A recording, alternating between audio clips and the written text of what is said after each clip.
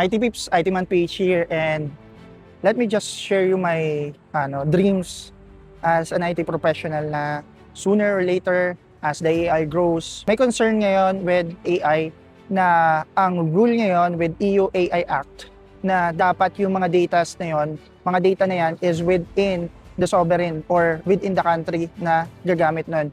And I believe the Philippines should have its own dedicated data centers.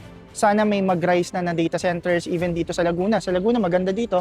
And yun yung isa sa mga dream ko na if walang magsisimula, sana sooner or later with enough vision or maybe in the future magkaroon ng investor na I will build my own data center here at the heart of Laguna, maybe sa Technopark.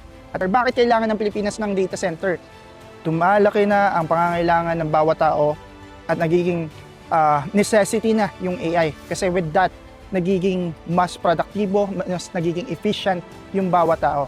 And to safeguard naman yung ating bansa is dapat magkaroon tayo ng sarili nating data center na what we can call our own data center. Hindi man pagmamayari ng Pilipinas, but it's a Filipino-owned, and no matter what happen, yung data na yan or yung AI na yan would be biased on the Philippines. Katulad ng nasabi ko sa content na the future is both scary and full of excitement. No? Kaso, yun nga, we never put our future to those leaders na masyadong aggressive most of the time, especially when protecting their nations then. And we do understand that. And with that, kailangan din natin i-safeguard yung Pilipinas.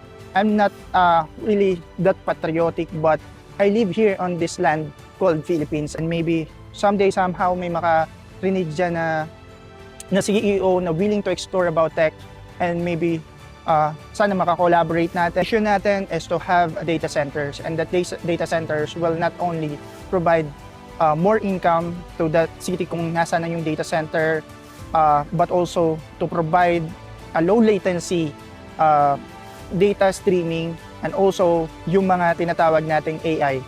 So, I'm thinking about somewhere, siguro pinaka the best kasi may problema din naman sa US na ang problema about sa AI is it's a power hogging warehouses which requires a large amount of electricity, a huge amount of electricity.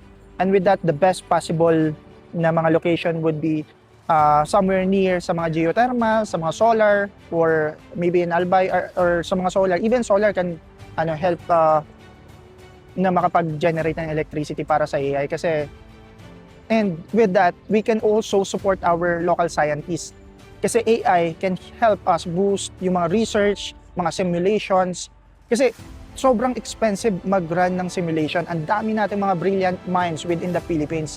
But the problem is we don't have access to the right technology, to the right solution. And even these technologies kasi can bridge collaboration to multiple scientists. Ang problema lang sa atin is we focus more on sa sobrang ingay about politika, sobrang ingay about social media, that we forgot to focus more on what the Filipino people can achieve in terms of tech and science. Hindi lang tayo basta-bastang empleyado lang.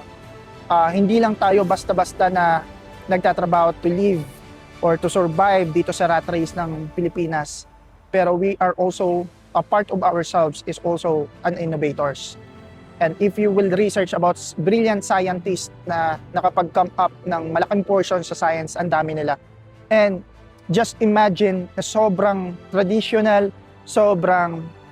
alam nyo yun, sobrang way back then, yung mga time ng mga scientists na yun, alam mo yun, masasabi mong bukid pa talaga eh. Pero they demonstrated na we can do it as a Filipino.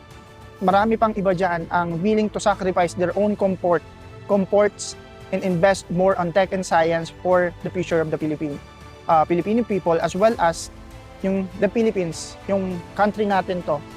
Yun lang, medyo naging patriotic tayo for today's video kasi based on the podcast that I listened today, and a lot of changes are gonna be happening soon because of AI. And yun, marami tayong ilalabas na maybe to open up the eyes of us Filipinos na merong tayong kailangan paghandaan in terms of tech and science, or else once na hindi tayo nakapaghanda, anyone dito sa mundo ay pwede tayong hawakan sa liig kontrolin at it's non-negotiable for us Filipinos to not do this or else sobra pa ang mararanasan natin pagdating sa kolonisasyon ng Spaniards or even the Japan. Yun lang masasabi ni IT Man Page, and that's my content for today. Thank you for watching. IT Man PH, like, comment, and follow.